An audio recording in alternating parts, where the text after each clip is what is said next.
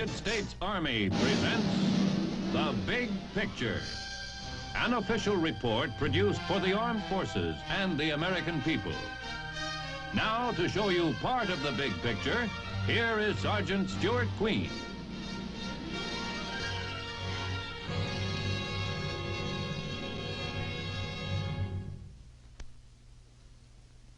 "100 years ago, a momentous event occurred. Known to historians as the tragic war of brother against brother, the Civil War became one of the darkest moments in our history. Out of this period, we have selected two stories to show you. The first is called Mathew Brady. Brady was the first pictorial historian of any war, and his pictures live on today to recall yesterday's history. The second story is called Clara Barton, and shows a segment from the life of a dedicated woman during the Civil War. Now, let's go back through history with Mathew Brady.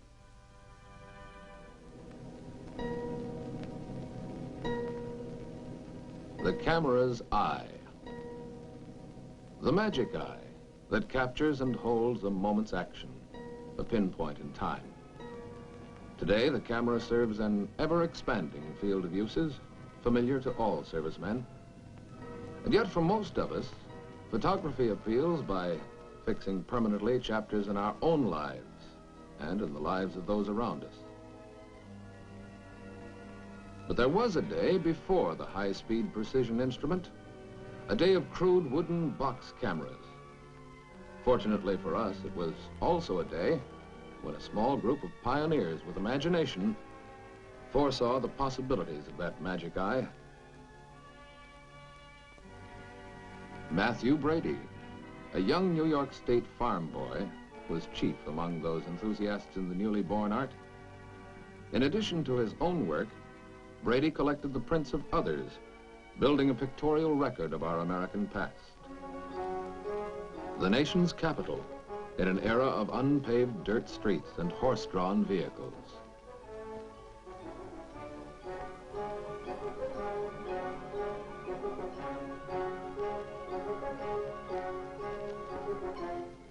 Replacing that earlier White House destroyed in the War of 1812 was the handsome new home of our presidents. When we speak of those past presidents, their faces are familiar. John Quincy Adams, Martin Van Buren, Andrew Jackson.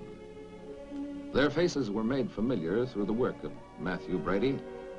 Preserved for us, too, are those early writers, pride of our growing national culture. Nathaniel Hawthorne, Edgar Allan Poe, Washington Irving, the beloved poet Walt Whitman. And what schoolboy doesn't know the faces of our statesmen? Henry Clay, John Calhoun, Daniel Webster, men who shaped and guided our young republic. They built well, but soon within the country's capital, still awaiting the completion of the now familiar dome, the storm clouds of the slavery issue threatened national unity.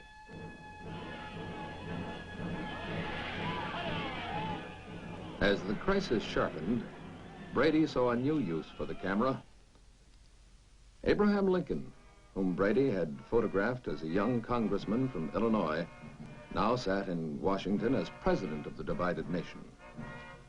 From him, Brady received permission to make a record of the war that could not be held back. "We are coming, Father Abraham." So sang the volunteer units responding to Lincoln's call to arms.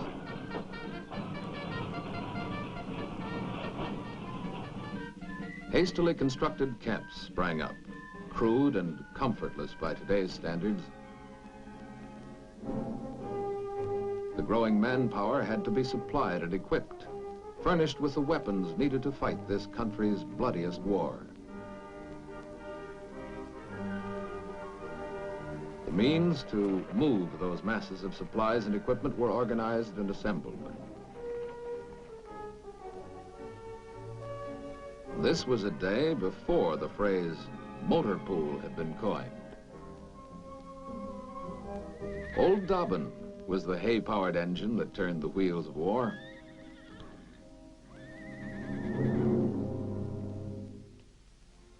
The now middle-aged Brady and his assistants recorded all.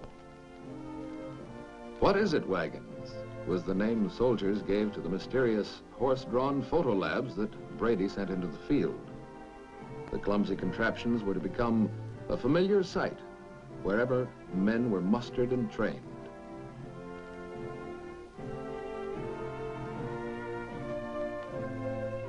Training then meant the inevitable close-order drill, but also long-forgotten formations, such as the hollow square defense against cavalry attack.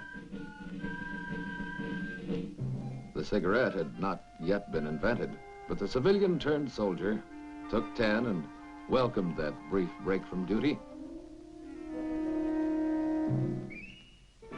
Preparation has its own grim ends.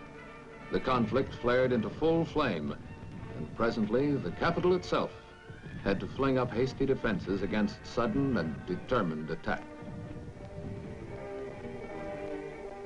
War, now in full violence, was being carried to our inland waters as well as on the high seas.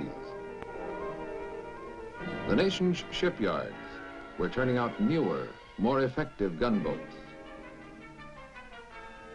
For the first time, naval warfare saw revolutionary new ships sheathed in armor. The expanding Navy had ceased to be the property of the New England states with their deeply rooted seafaring traditions. Men and more men were needed, and they came from inland cities and the western plains. Mechanic and farmer proved they too could develop sea legs and man a 40-pounder.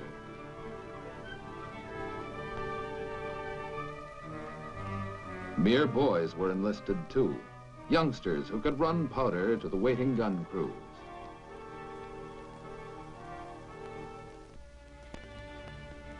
The awakening sciences of the century found uses on the battlefield.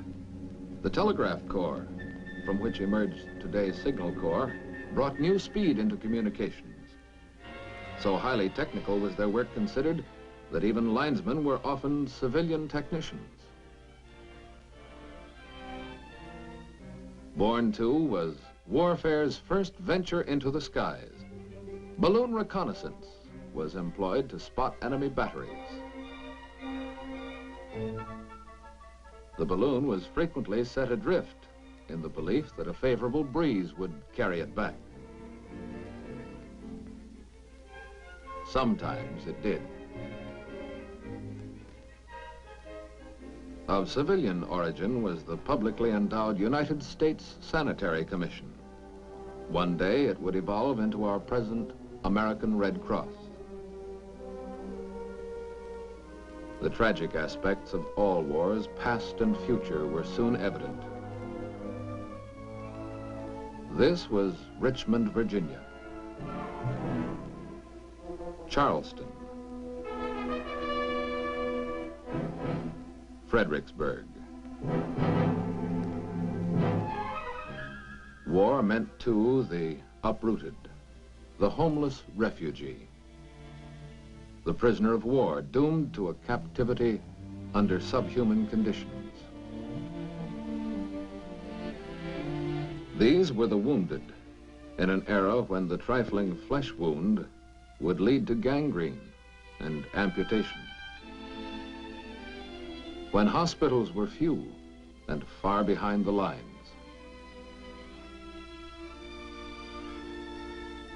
Finally, war meant those who would fight no more. So ended 483,000 Americans, North and South, a total not even reached in World War II. What do we know of the day-to-day life of the man who served? Well, like his counterpart today, he lived in countless company streets. Winter quarters were crude log shacks built by himself.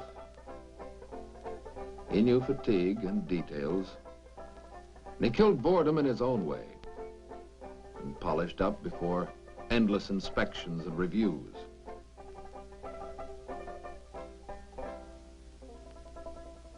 When and where possible, he enjoyed rare visits from family and friends. There was no handy PX, but licensed tradesmen called sutlers set up shop and even followed the troops into the field and on their campaigns.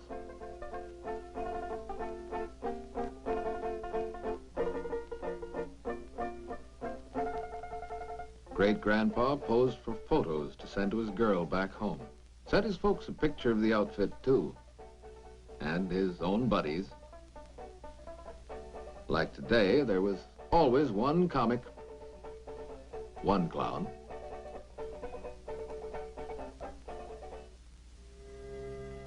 The serviceman of that far-off day carried his faith into the field. Doubtless he prayed for survival and for the war's end.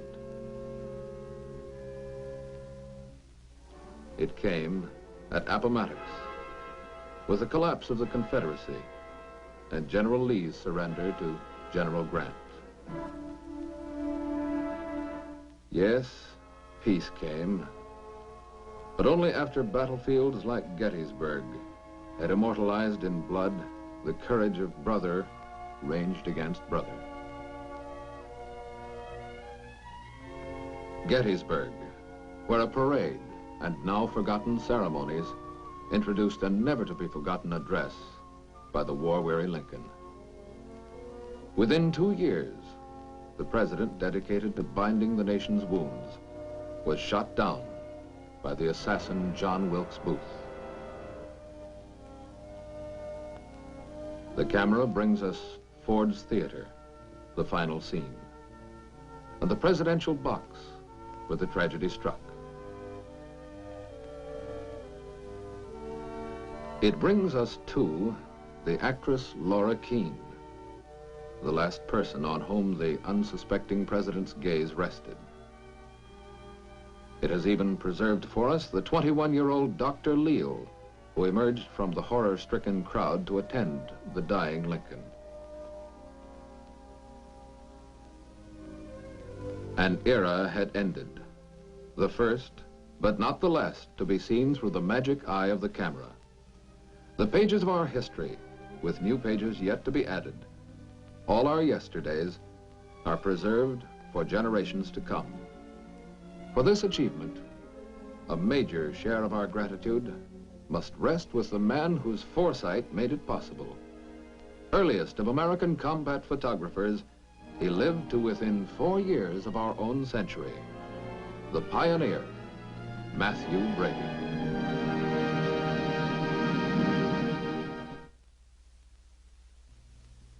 Clara Barton is famous in history today as the founder of the American Red Cross. To the wounded soldiers of the Civil War, both the blue and the gray, however, she was remembered as the angel of mercy who fed them and treated their wounds. She had no official standing. She received no money for her services. Yet this dedicated woman devoted her life to the cause of humanity. It was the fall of 1862. For more than a year, the Civil War had raged, and the Union Army of the Potomac had known only a series of sharp defeats.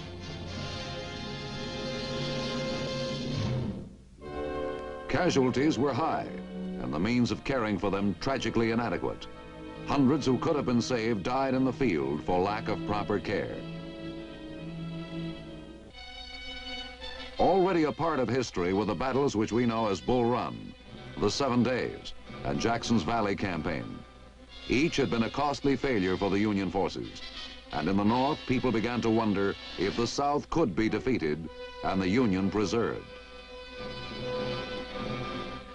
In the most tragic and bitterly punitive fighting our nation has ever known, American fought against American, and the casualty lists for both sides skyrocketed, as on American hills and in American valleys, cannon and musket flung their hot metal among the men and horses of both sides.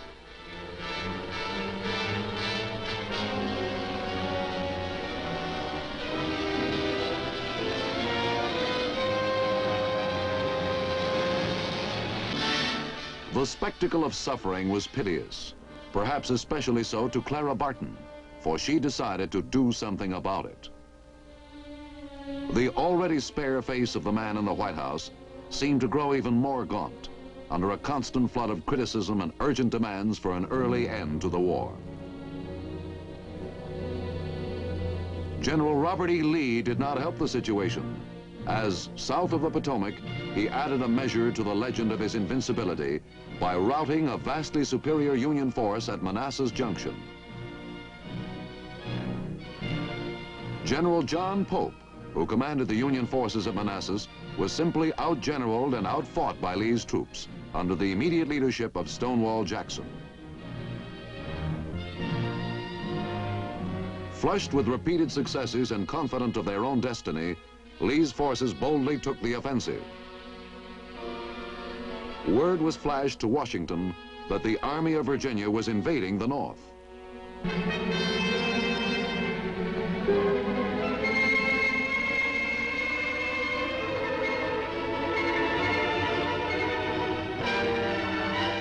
Speculation and rumor began to whisper that the end of the war was in sight. As the threat to Washington grew, Lincoln sent word to nearby Alexandria, an urgent call to the ex-general-in-chief of the Union Army. General George McClellan had been in disgrace after his Peninsular campaign. Now Lincoln summoned him back. His orders: stop Lee at all costs. Those costs were to be high. On September 17, 1862, Union and Confederate forces would meet at Antietam Creek near the towns of Sharpsburg and Hagerstown, Maryland.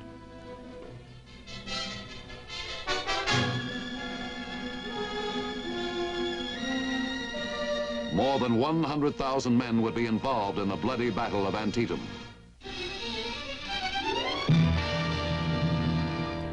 And one woman, Clara Barton, would carve for herself a unique place in the annals of service to mankind.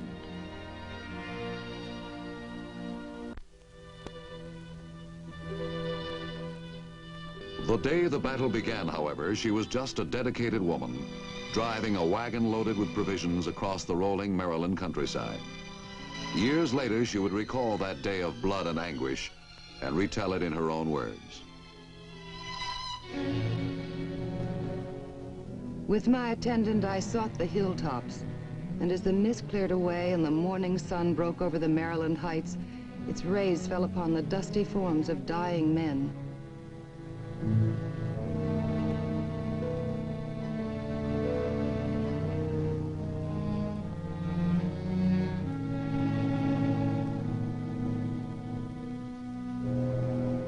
Many of you may never hear the bugle notes which call men to battle, but if, like us, you had heard them that grim September morning as they rang through the valley and echoed from the 100 hills, they would have lingered in your ears as they do in mine.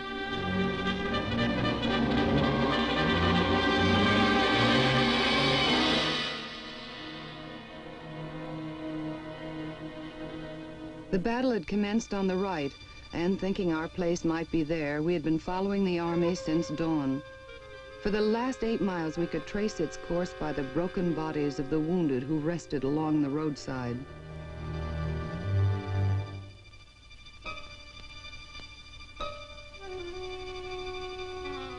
Turning into a cornfield near a house and barn, we stopped in the rear of the last gun. Judging that surgeons must be operating there, I took my arms full of stimulants and bandages and approached the house.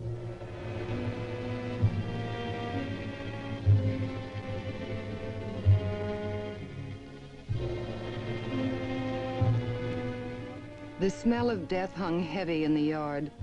A table stood on the porch with a wounded man lying on it, a surgeon working over him with the most rudimentary equipment.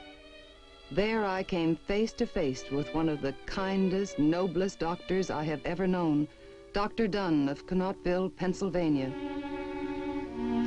I quickly learned of his difficulties. They had not a bandage, rag, lint, or string, and all around him, shell-wounded men were bleeding to death.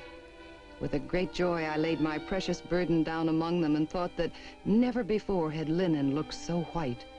Determined to set up aid in the yard, I told him of my needs, and he dispatched a soldier to help me with the unloading of supplies.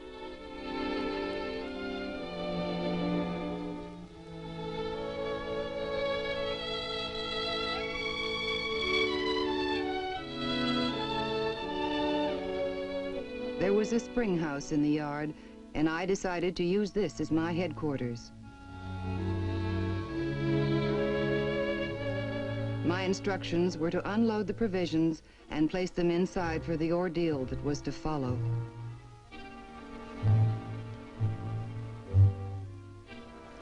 We had met wounded men walking or being carried to the rear for the last 2 miles, but around the barn there lay the men who were too badly wounded to admit removal.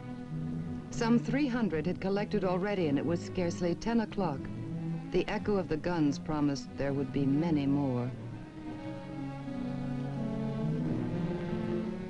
My first act on the field taught me the real tragedy of battle. A man called to me for a drink. I stopped to give it, and having raised him in my arms, was holding him.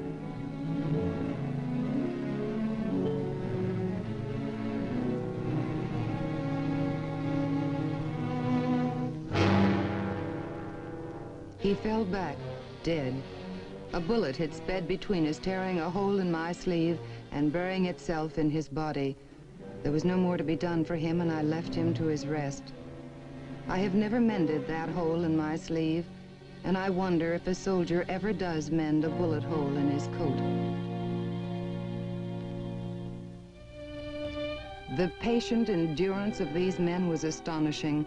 By the wooden fence, a soldier lay with a ball lodged in the bones of his cheek. I told him I would go for the surgeon, but he caught my arm. "They can't come for me now," he said. "I have to wait my turn. Please, you take the ball out for me." This was a new call. I had never severed the nerves and fibers of the human flesh, but I could not withstand his entreaties.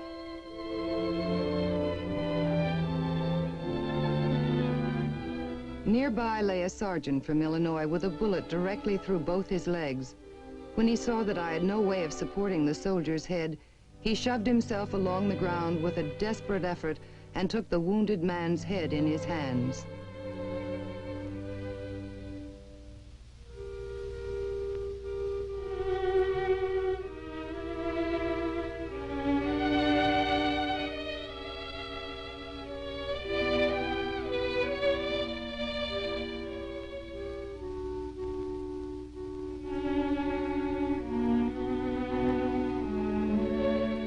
I do not think a surgeon would have pronounced it a scientific operation. The doctor suffered almost as much as the patient, but from the relief the man had from his pain, I dared to hope it was successful.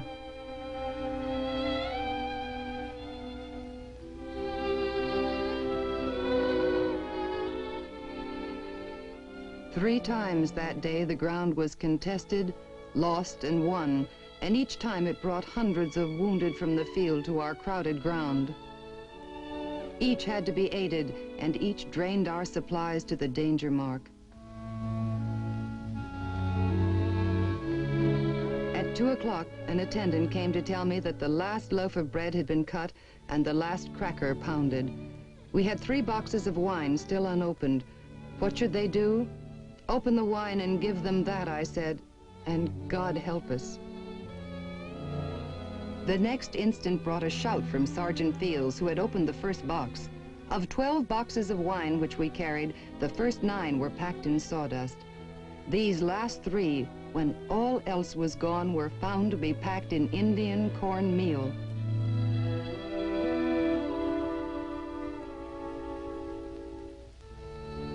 A woman does not hesitate long under such circumstances. There was a fireplace in the spring house. Kettles were picked up and set over the fire, and as quickly as I tell it, I was mixing water and meal for gruel. All the day, my men carried buckets of hot gruel for miles down the line to the wounded and dying where they fell.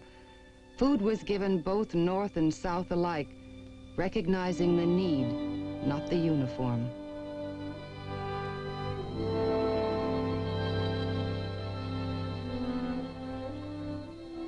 Never again was I to experience such a sensation of wealth and competency. We fed hundreds that day. For many, it was the first meal since the guns of battle exploded that morning. For many, it provided the will and the strength to endure their pain.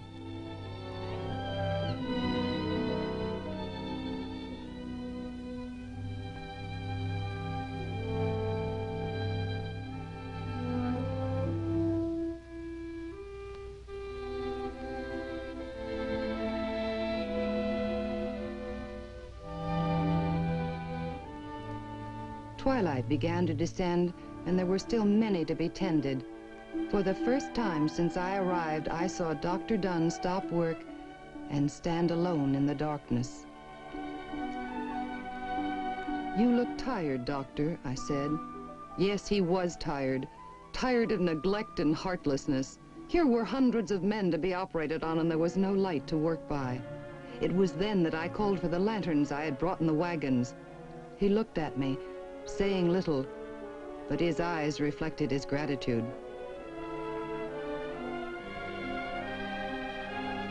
Through the long starlit night, we worked and hoped and prayed. The lights were never snuffed and the tables were never empty.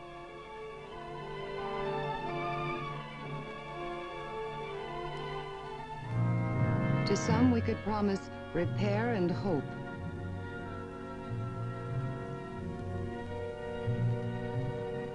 All we could give to others was a comfortable place to die.